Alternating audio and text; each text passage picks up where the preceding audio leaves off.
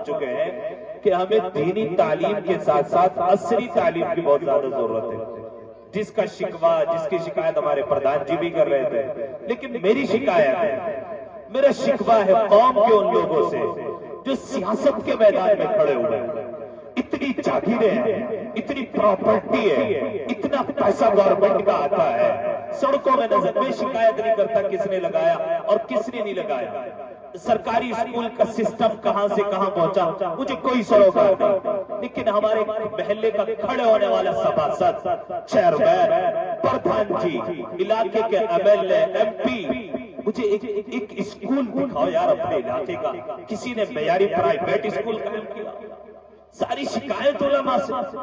اللہ جزائے خیر دے ہمارے اکابر کو۔ حضرت مولانا عاقل صاحب انٹر کالج قائم کرنے جا رہے ہیں، بنیاد ڈال دیے پورا کے اندر، اور اس سے آگے مجھے یاد نہیں رہا گاؤں کا نام، وہاں پر انٹر کالج کی بنیاد ڈال دی آپ لوگوں کے پاس جا کر۔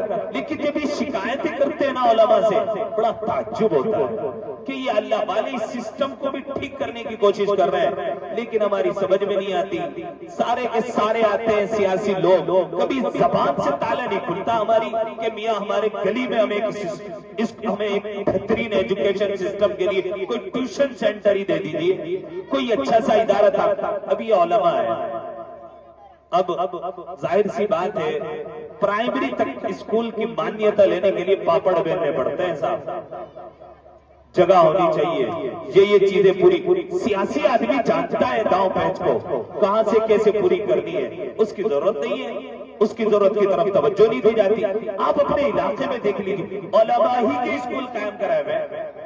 یہاں کاندلہ کے اندر حضرت مولانا راشد صاحب کاندلوی، اللہ جزائے خیر دے، عمر میں برکت عطا فرمائے، اوور انڈین اسکول کے نام سے اسکول قائم کیا، تقریباً 30 بیگہ میں، جس کے ساتھ بھی مل کے کیا۔ اپنے عیدگاہ میں مدرسے کے اندر اوپر اسکول قائم کیا۔ یہ سیاسی لوگوں نے کیا کیا بھائی؟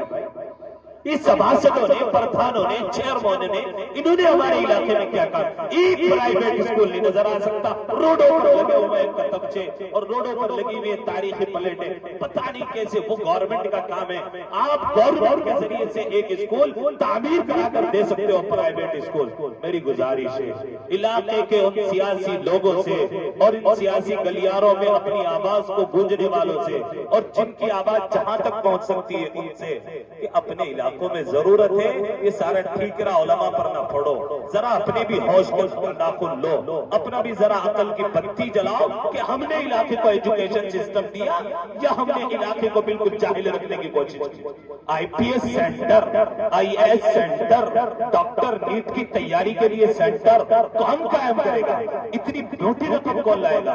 اتنا موٹا پیسہ کون قائم کرے گا؟ یہ سیاسی لوگوں کے لیے چٹکی کا کھیل ہوتا ہے کرنے کے لیے، گورنمنٹ سے لینے۔ ہمارے چھنچانا میں کھلا ہے میڈیکل کالج کھولا ہے، جن کی کمیونٹی جانتی ہے ایجوکیشن کی طاقت کو، وہ کھولنے کا ہنر بھی جانتا ہے۔ پیسہ نہیں تھا، ڈونیشن کیا ہے، پیسہ نہیں تھا، گورنمنٹ سے الاٹ کرا کے میڈیکل کالج قائم کھڑا کر دیا۔ ہمارے علاقے میں سیاسی لوگوں کی کمی ہے، لیکن ایجوکیشن کا ٹھیکرا بس مولویوں کے اوپر پھوٹنا ہے۔ میری چند دل کی شکایتیں تھی، مجھے رکھنی تھی، میں نے اپنے دل کی ترجمانی کرنے کے لیے قصبہ کاندلہ میں اس لیے رکھی ہے، یہاں کے اکابر نے بہت کچھ کیا ہے۔ ضرورت ہے جن اکابر کو آپ نے سیاست سے نکارا تھا، اگر آپ سیاسی میدان میں کھڑے ہوئے، آپ کی ذمہ داری بنتی ہے کہ عصری تعلیمی ادارے آپ قائم کریں، ایجوکیشن سسٹم کے سینٹر آپ قائم کریں، لائبریری کا نظام آپ قائم کریں۔ یہ مولویوں کا کام نہیں ہے، انہوں نے دین کی خدمات کو پکڑا ہوا ہے اور 100% کامیاب ہے، اور آپ نے سیاسی میدان پکڑا ہے 100%۔